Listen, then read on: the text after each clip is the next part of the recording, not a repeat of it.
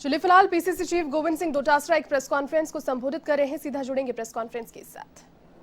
कि अटका बनिया उधार दे, यानी स्वार्थी व्यक्ति और मजबूर व्यक्ति न चाहते हुए भी वो फैसला लेता है जो वो नहीं चाहता है। तो आज देश के प्रधानमंत्री जी ने जो फ्री वैक्सीनेशन का फैसला लिया है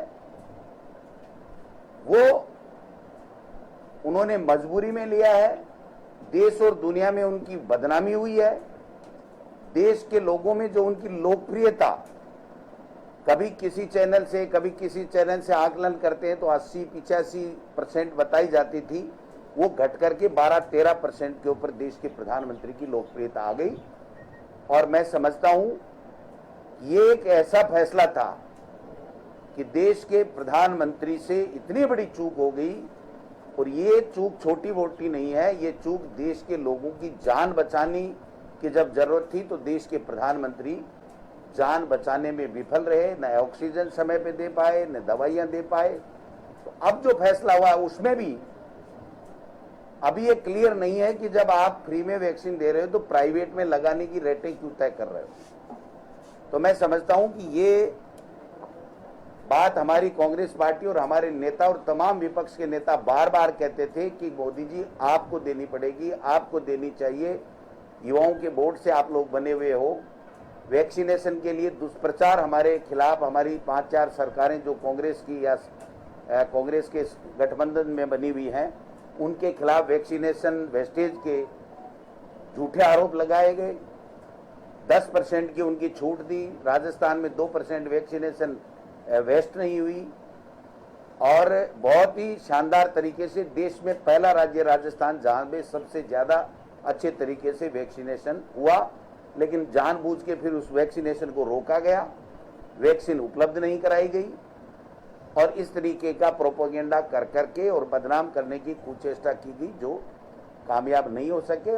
अब देर आए दुरुस्त आए, लेकिन देश के प्रधानमंत्री जी से आग्रह करना चाहता हूं कि 18 से कम के बच्चों के लिए भी आप ऐसा कोई प्रयास कीजिए जिससे उनकी जान बच सके।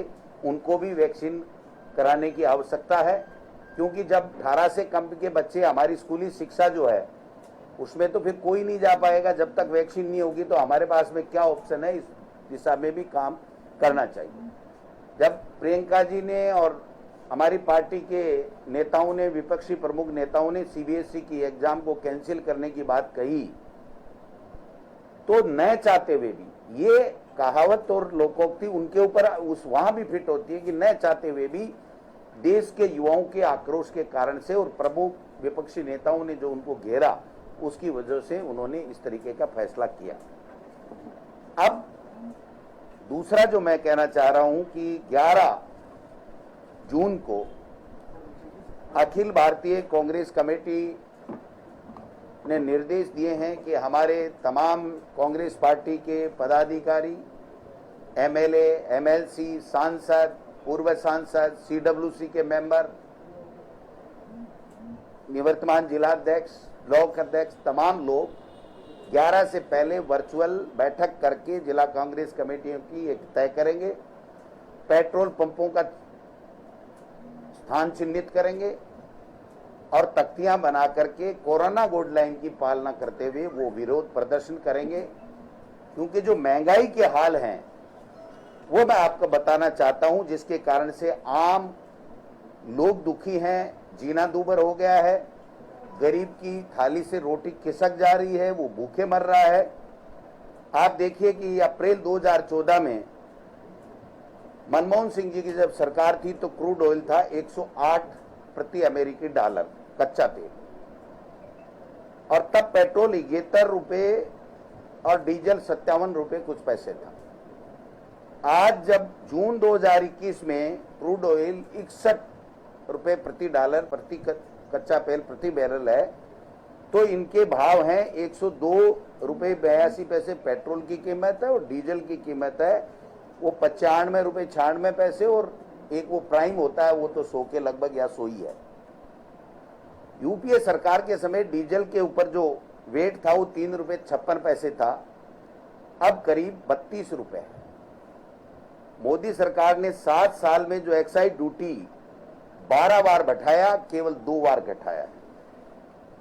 अक्टूबर 2017 में एक्साइज ड्यूटी 2 रुपए घटाई, 18 में 2 रुपए घटाई। इसके अलावा हर बार एक्साइज ड्यूटी डीजल और पेट्रोल के ऊपर बढ़ाई गई है। मई 2020 में एक साथ पेट्रोल पर 10 रुपए और डीजल पर 13 रुपए एक्साइज ड्यूटी बढ़ाई और केंद्र को जाने वाली एक्साइज ड्यूटी 32